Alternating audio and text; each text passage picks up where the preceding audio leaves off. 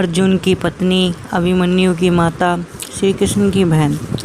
आखिर क्या हुआ सुभद्रा का? महाभारत के बाद कहाँ गई सुभद्रा? तो दोस्तों, वीडियो में आगे बढ़ने से पहले चैनल को लाइक और सब्सक्राइब जरूर करें।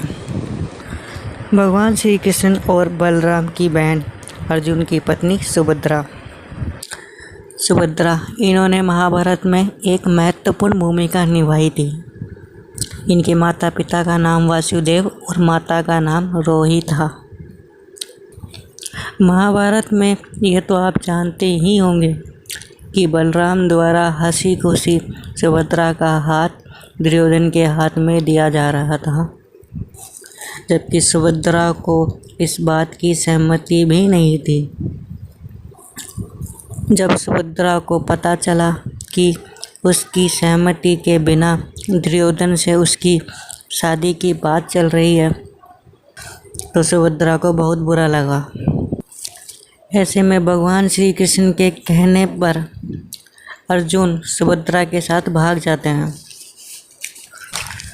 खबर मिलने के बाद कि सुभद्रा अर्जुन के साथ भाग जाती है, तो बलराम और अन्य यादव कुल के लोग नाराज होते हैं और बलराम फैसला करते हैं कि अर्जुन को रोका जाए।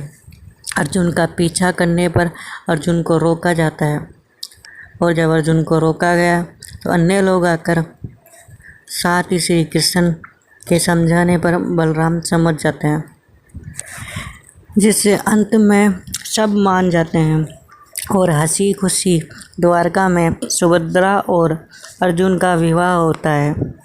उसके बाद उन्हें अभिमन्यु की प्राप्ति होती है। लेकिन सवाल आखिर यह है कि महाभारत के युद्ध के बाद सुभद्रा का क्या हुआ? कहाँ गई सुभद्रा?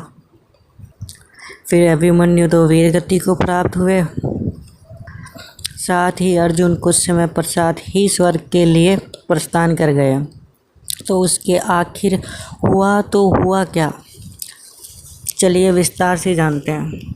महाभारत में सुभद्रा की मृत्यु कैसे हुई, इस बात के प्रमाण तो नहीं मिलते, लेकिन ऐसा माना जाता है कि जब पांडव स्वर्ग के लिए प्रस्थान कर गए थे, उसके बाद सुभद्रा और उसकी बहू उत्तरा शेष जीवन पिता ने के लिए जंगल में चले गए। और जब वे जंगल में गए तो उसके कुछ समय पश्चात ही खबर मिली श्री कृष्ण ने अपने प्राण त्याग दिए और यादव कुल का अंत हो चुका है। ये खबर सुनते ही सुभद्रा और उनकी बहू उत्तरा दोनों ने ही अपने प्राण त्याग दिए। तो